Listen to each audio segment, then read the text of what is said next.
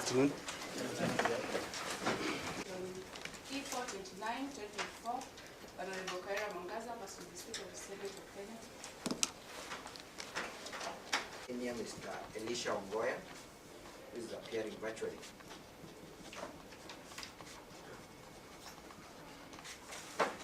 For the petitioner.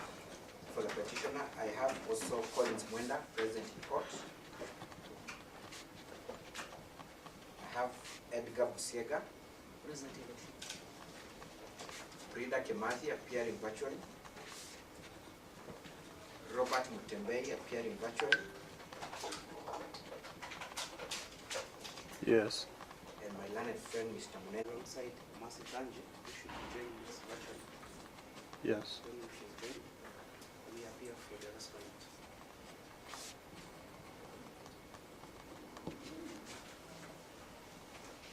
First interested party. Good afternoon, my lords. I appear alongside Ms. Ngata. I was not able to appear at noon. I was still winding up my virtual cause list. The ruling is ready. Let me just bring it up.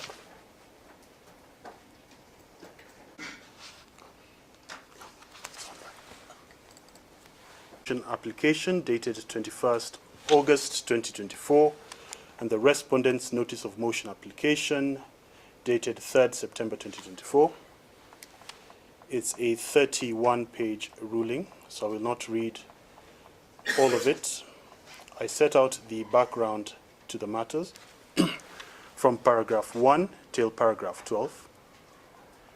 I then cover the relative positions of the parties and the documents filed, just an explanation of what has been filed between paragraphs 13 all the way to paragraph 15. So I'll begin with paragraph 16, which is the for determination. Paragraph 16.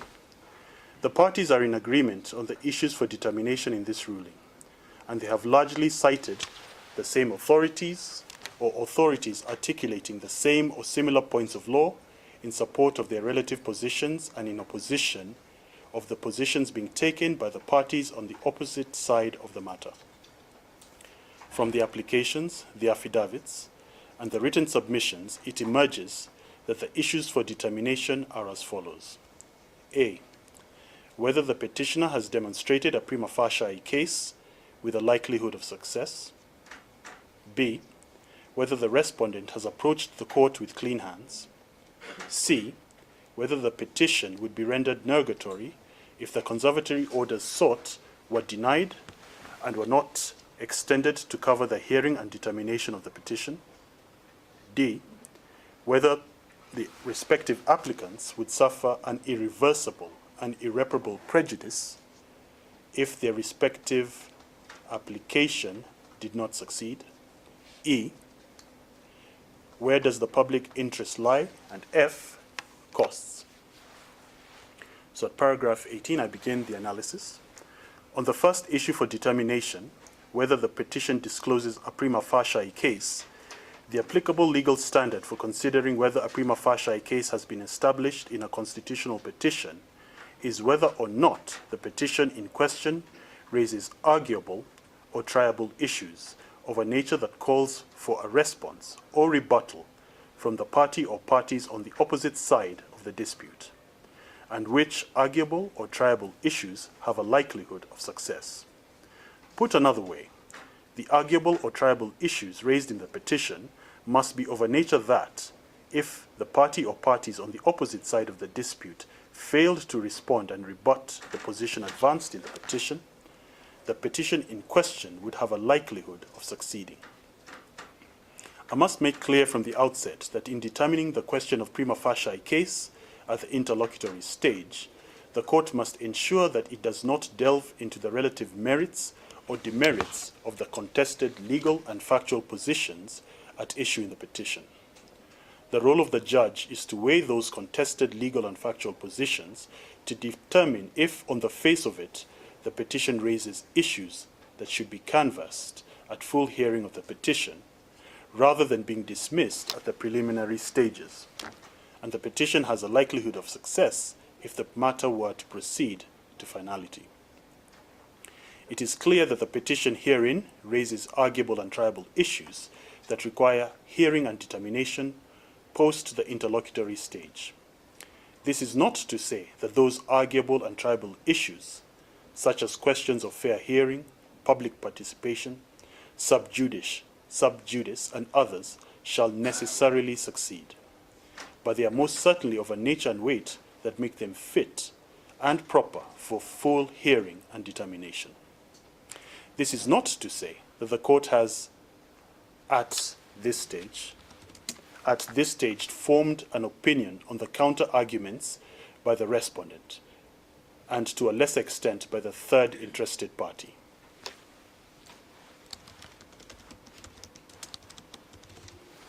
That the petition is essentially incapable of determination in favor of the petitioner for the reason that the position of governor is a public office position with respect to which there can be no private need or expectation to hold office, a position adopted by the Supreme Court of Kenya in the case of County Assemblies Forum versus Attorney General and 3 others, being Supreme Court Petition number 22 of 2017, KESC 58 KLR. That assertion is one best suited for articulation and determination at the main stage rather than at this interlocutory stage. Similarly, the position taken by the respondent and the third interested party that the failure to join the Senate and the County Assembly of Meru is fatal to the petition, a petition which was strenuously opposed by the petitioner and the first interested party in their respective written submissions, is one best left for the petition stage of this matter, for the reason that the modalities and confines of the interlocutory stage do not lend themselves to an adequate articulation and consideration of matters that go to the heart of whether the petition is merited or not, or if the petition is fatally defective or not. To hold otherwise would be to blur, if not completely eliminate, the distinction between the interlocutory and main stages of the hearing and determination of a petition. The second issue for determination is whether the petitioner approached this court with clean hands. The respondent, in advancing this argument, has at paragraph 40 submissions contended that the petitioner misled this court into granting ex parte interim conservatory orders by not disclosing to this court that the ruling by the Honorable Mr. Justice L. Kassan in Meru High Court Constitutional Petition number E013 of 2024 related to a motion of impeachment by the County Assembly dated 17th July 2024 and not the subject motion of impeachment by the County Assembly dated 31st July 2024 upon which the Senate acted. The question of approaching the court with clean hands is a fundamental one.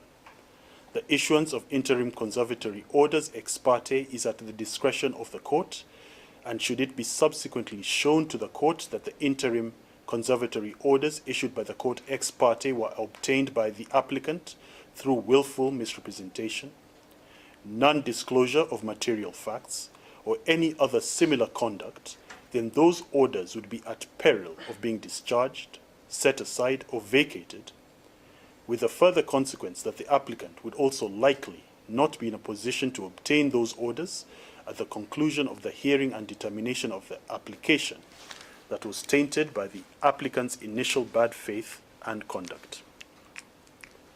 The respondent, in support of its proposition that the petitioner approached this court and subsequently obtained interim relief based on unclean hands, cited Caliph Properties Limited versus Babel, Sharma and another, citation given, which was cited with approval in the High Court Succession Cause of Mongare versus Kerubo, Succession Cause number E016 of 2023, where the High Court restated the age-old principle that equitable reliefs cannot be issued in favor of a party who has approached the court with unclean hands, and that party's application for injunctive orders must necessarily fail on that ground alone.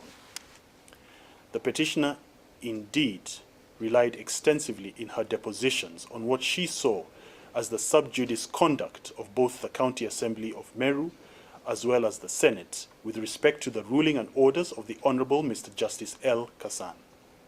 However, and similarly to the position taken by this court earlier on the question of Prima facie case, I find that a determination of the merits or otherwise of this issue is best reserved for the main stage, rather due to the nature of the contested facts advanced by the petitioner on one hand versus the respondent on the other. Were it a clear-cut case of unclean hands, which this court could identify and determine at the interlocutory stage, then this court would have no hesitation in doing and determining that question, even at the interlocutory stage. In the present case, the allegation being articulated by the respondent is far more nuanced than the stark instances that were demonstrated in the cases cited by the respondent, and as such, that limb is best reserved for the main stage. Pardon me. All 5 parties before this court in this matter have submitted extensively on the question of whether the petition would be rendered nugatory if the conservatory orders sought were denied and are not extended to cover the hearing and determination of the petition, the third issue for determination in this ruling. The petitioner, the first interested party, and the second interested party have taken the position that without interim conservatory orders in place at the moment, sorry, let me take that again. The petitioner, the first interested party, and the second interested party have taken the position that without the interim conservatory orders in place at the moment being confirmed and extended to the full hearing and determination of the petition, then the petition would be reduced to an academic exercise. Paragraph 11 of the petitioner's written submissions dated 4th September 2024 succinctly articulates the position of the petitioner and the first and second interested parties on this question. It reads as follows. Paragraph 11 of those written submissions. It is our humble submission that the petition should be heard without disrupting the status quo, as failure to grant conservatory orders would render the petition a mere academic exercise of no effect. Indeed, disallowing the application would have the indirect effect of denying the prayers in the petition, given the irreversible nature of the series of political actions that would follow. We invite the court to take judicial notice of the operations of any government where a change of the governor or president comes with far-reaching ramifications that would not be desired in the pendency of the petition to be determined. Close of quotes. The second interested party added its voice to this question in support of the confirmation of the conservatory orders in force by stating at paragraph 27 of its written submissions dated 2nd October 2024 that, paragraph 27, the conservatory orders sought are to maintain the status quo until the issues of violation of the petitioner's constitutional rights are heard and determined to finality. Your Lordship, the process of the impeaching the petitioner ought to be interrogated in order for this honorable court to reach a fair and just determination in the circumstances. Unless the conservatory's orders sought are issued, the petition herein shall be rendered otiose.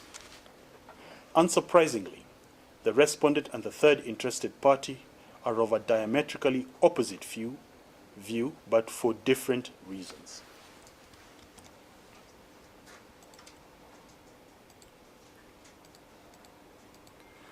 I'm just increasing the font. Perhaps I'm commonly referred to as the Mutunga rules, and the latter, being specific to this arena, should take primacy. Rule 23 of the Mutunga rules, and whose marginal note is conservatory or interim orders, does not make any mention of a time limitation on the pendency of interim orders issued ex parte, nor is there any mention of any other requirement, such as the consent of the parties either in that rule or elsewhere in the rules. The Supreme Court has also on several occasions, such as in Gatirao Peter Muñoz versus Dixon Mwenda Kithinji 2014 EKLR, made clear that there is a significant distinction between interlocutory injunctions in private law on one hand and conservatory orders in public law on the other. Therefore, the principles and procedures for interlocutory injunctions in private law cannot be seamlessly applied to conservatory orders in public law. The respondent, on its part, has taken a different route, albeit to the same destination. The respondent, at paragraphs 29 and 30 of its written submissions, argues that the petition herein cannot be rendered nugatory on account of a failure to confirm and extend the interim orders in place, since the High Court has the requisite power to undo any actions that would have taken place subsequent to a refusal to confirm and extend the interim conservatory orders in place. In determining this limb, it must be said that each petition is unique and must be considered based on the specific facts, allegations, and circumstances at issue in that particular case. The failure to grant or confirm and extend interim conservatory orders may render one petition concerning impeachment likely nugatory, but not another, based on the unique facts, allegations, and circumstances of each. A uniform, robotic, or formalistic approach to the question of a petition potentially being rendered nugatory does not. Interim orders already in place were not confirmed and extended to the full hearing and determination of the petition herein. If the interim orders in force were not confirmed and extended as prayed by the petitioner, there would be a succession in the office of the governor of the county, and with it, the likelihood of changes in the staffing of the executive committee and other key offices, a change in the policy and direction of the county, among others.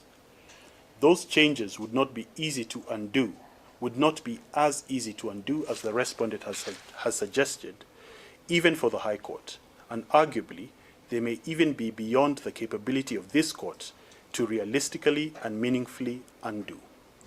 Were those actions to occur, then a large swathe of the grievances that brought the petitioner to court would perhaps be determined by the actions and decisions taken outside of the court process. To this court's mind, the alternative of preserving the substratum of the petition for a few more months, for the few more months that it would take to hear and determine the petition and arrive at a final determination of the dispute before the court, is more prudent and just avenue to take. The fourth question, whether the respective applicants would suffer an irreversible and irreparable prejudice if their respective application did not succeed, is one which is somewhat related to the nugatory question and is being determined separately, as it was extensively canvassed as such by the respondent. Further, whether it is an applicable limb,